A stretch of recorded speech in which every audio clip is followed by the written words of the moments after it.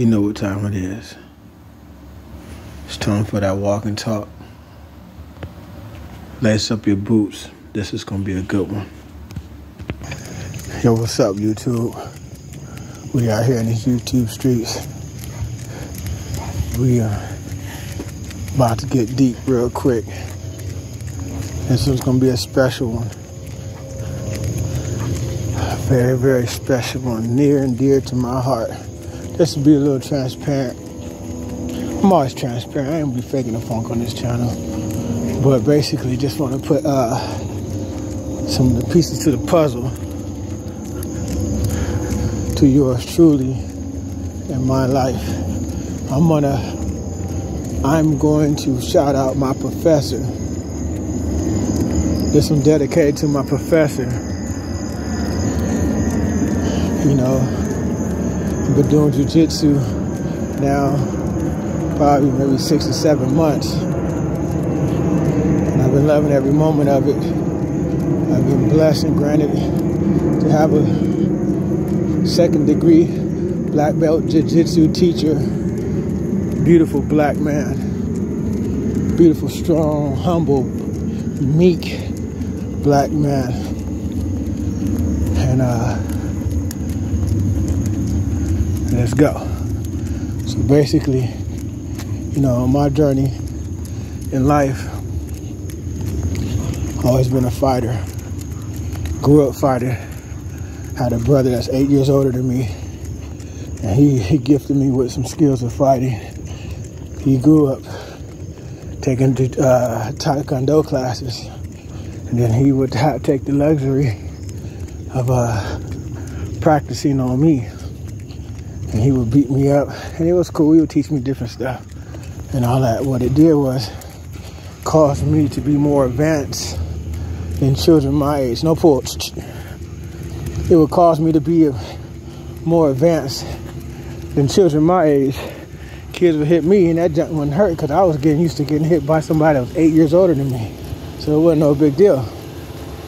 So fast forward that, growing up in the scenario that I grew up in, being from the streets, even my mom, come on, kid over here. Come on. No better than that.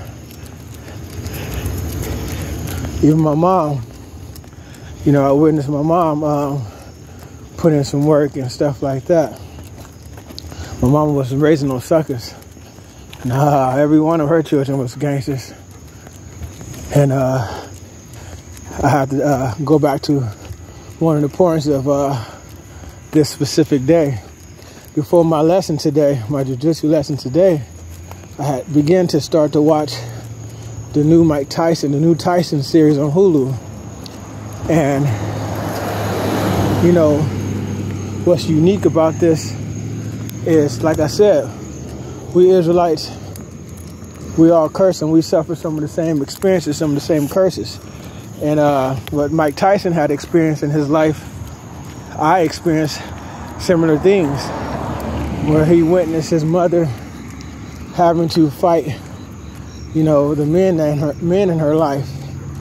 There was a time in the series where Mike Tyson's mom threw some hot water on, I guess, her boyfriend or whoever that man in her life was, and they get to scrapping. Well, I remember when I was young, incidents like that. My mom, she had this pit bull leash, and she was with her man that she had a couple kids with, and they had the issues, obviously, and he used to put hands on her, and I remember that moment like it was yesterday. She pulled that pit bull. It was a short leash, little handle. And she pulled that thing out and busted him across his face. And she whooped his ass. And I was young. I hadn't been no more than 8 years old. And I seen her beat the shit out of him. And this man was big and swole with muscles and everything. And I couldn't say I really lost a fight in my life. And the reason why I didn't lose fights in my life is because the standards that my mom deposited in me. And I'm a very humble person, but I ain't the one to play with. And I know I got that energy from my mom,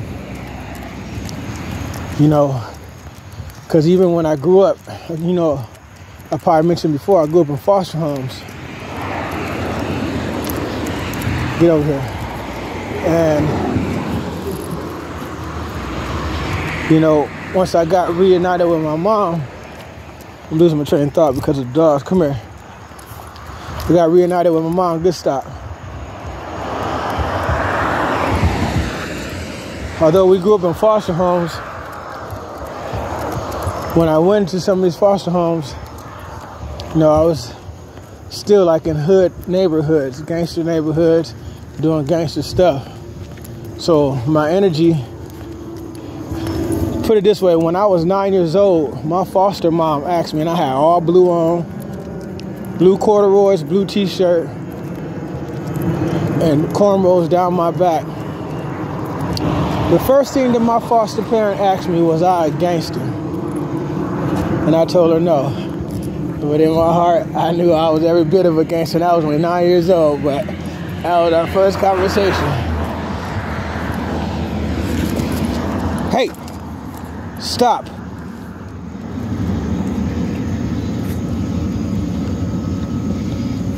They're getting a little beside themselves. You gotta remember, let them know who the hell's alpha. Come on.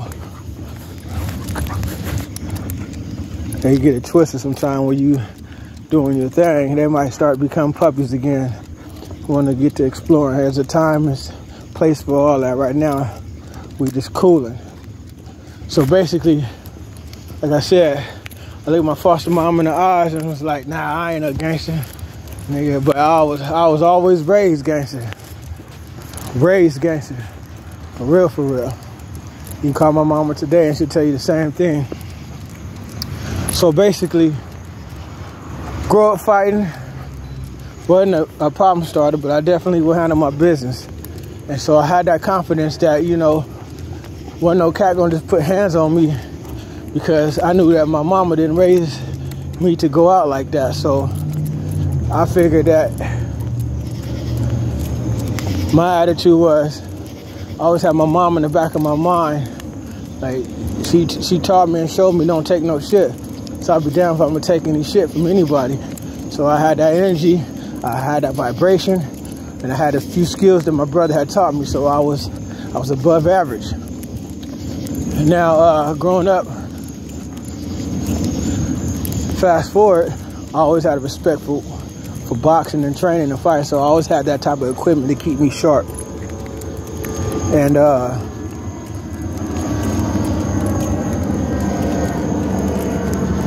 excuse me. I always had that equipment to keep me sharp. So I've always had the ability and was favored to be around elite type of people. So, you know, I learned some Krav Maga. In my last couple of years, I learned a few techniques from Krav Maga.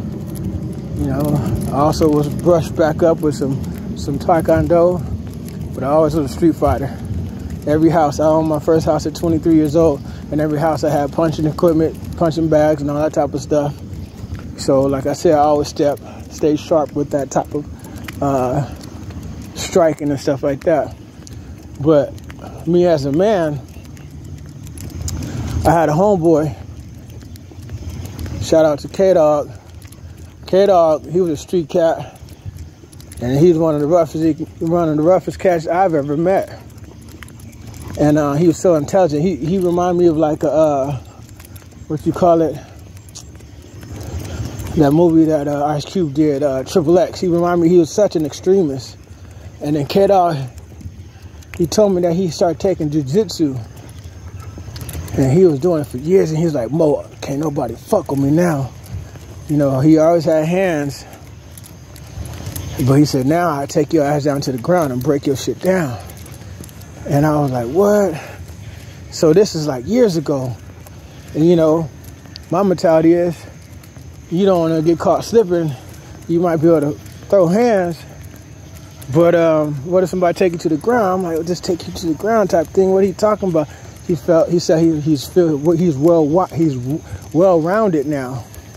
So in the back of my head, for years, I'm like, I gotta learn this thing called jiu-jitsu, cause I trust him.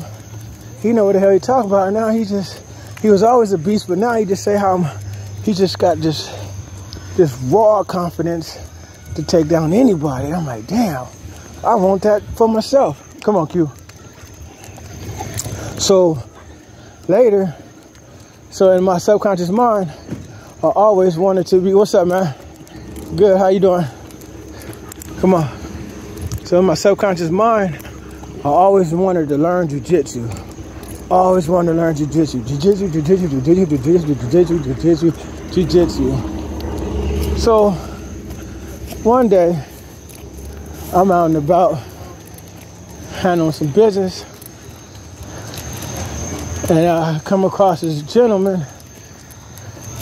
I go into his store, and he like, yo, you a martial arts? I picked up some martial arts equipment. He like, you a martial arts? I'm like, yeah, I'm with it. You know what I'm saying? And he said he was too. Come on, Q. So basically, after I purchased some items from him, come on, we exchanged numbers, and he said that, you know, he's down to teach. And I'm like, cool, I'm down to learn. And I think a week or two later, we started doing sessions and stuff like that. And it's been on. Dude's mad intelligent, very humble. You know what I'm saying? Like, some of y'all see some of my videos where you have my appearance. I'm not no candy yam looking type of cat. I look like, I look like I'm tough.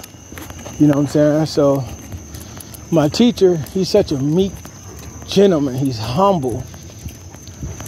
Very, very humble. He doesn't walk with a bob. He's just a very professional man. And so one day we rolling in class, and I never,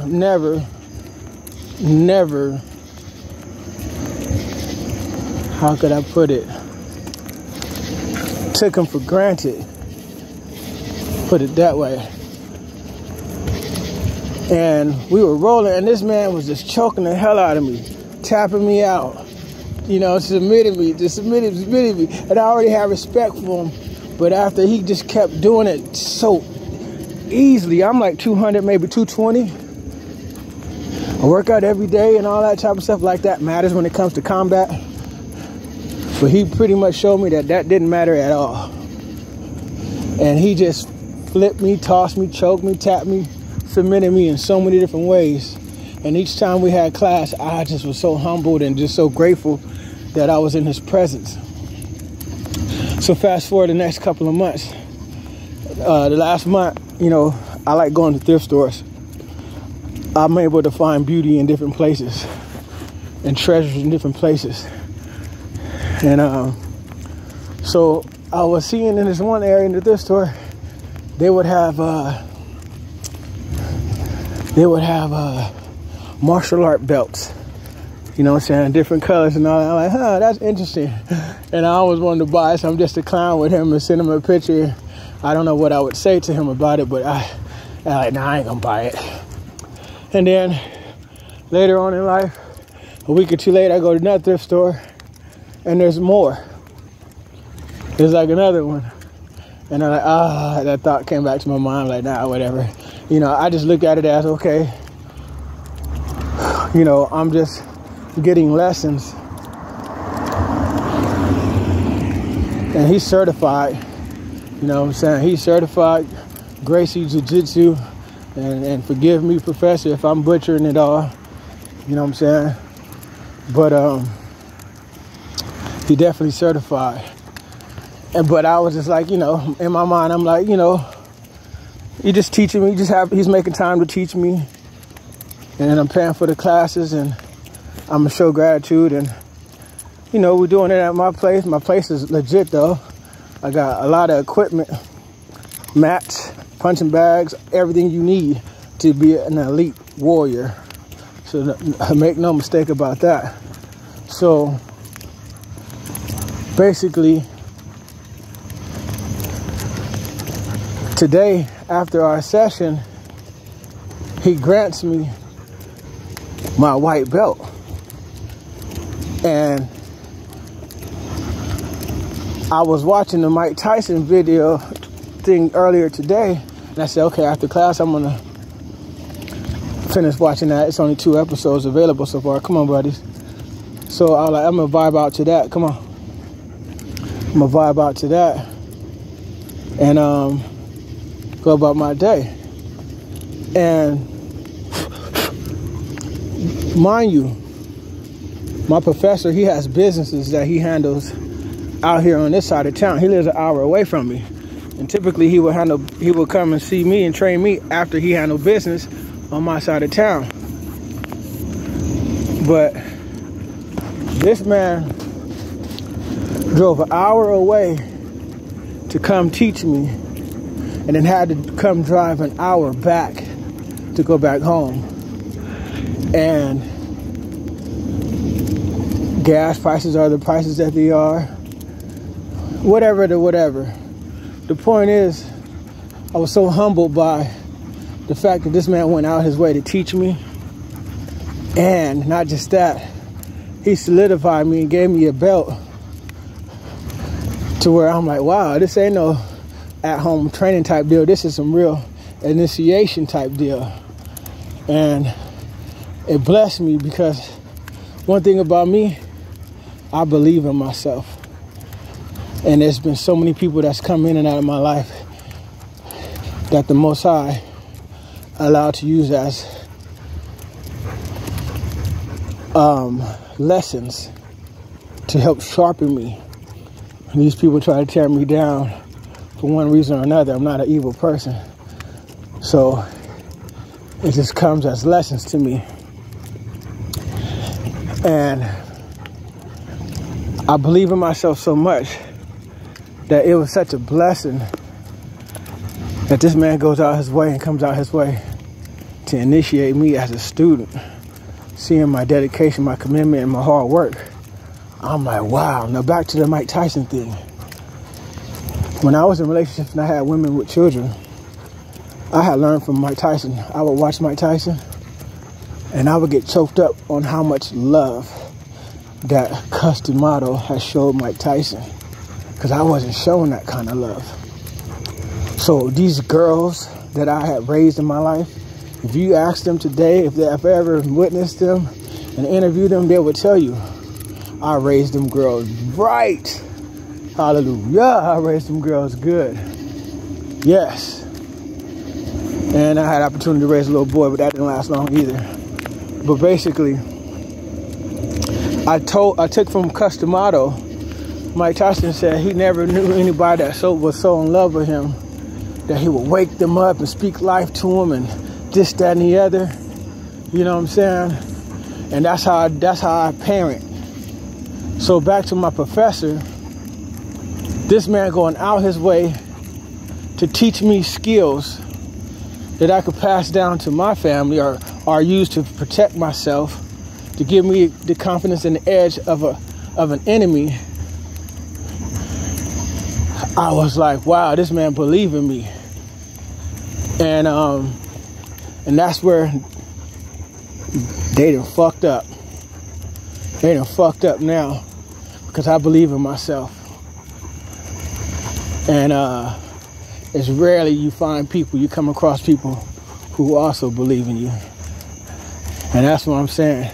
They done fucked up now, because now I've been taking my training serious. 1 out of 10 out of seriousness, I'll take it 6. But now I'm about to crank it up, because you have to crank it up when people will go out their way to teach you a skill. You know what I'm saying? A very, very amazing skill. And not just that, because I'm grateful that I was able to meet. Come on, guys. Come on, side. I was grateful that I was able to meet somebody also who can see the light in me. who's willing to invest in me, and I want to make him proud, make myself proud, and actually adopt the skills and the philosophies of a true martial artist. So shout out to you, Professor. I'm just sharing my experience on this walk and talk. And you guys who's listening, you continue to believe in yourself. You believe in yourself, then you'll be blessed to finally come around to meet people who also believe in you. But the key thing to that is you got to believe in yourself regardless if people believe in you or not. Because you're going to have people who don't, who say they do. Let their actions speak for them. And, embrace your social media to get your wisdom, your understanding, if you don't have one in your physical life, until you materialize that experience to have someone in your life. You'll create it, you can manifest it. But bottom line, they woke up the sleeping giant. The sleeping giant is awake. They done fucked up. I appreciate you, Professor, for making and taking the time to invest in your student. You're absolutely dream come true. And I appreciate all the people who are making time to listen. Peace to you guys. I hope that you guys have someone like I have in the Professor. And if you don't, you just wait. And if you can be that professor, you can be that special person that someone was waiting for. Do the work. Do the work. But they done messed up now because I've been initiated and it's on. Thank you again for listening to this walk and talk. Peace and blessings. We out. Solo, we out. Animalistic, we out. Peace.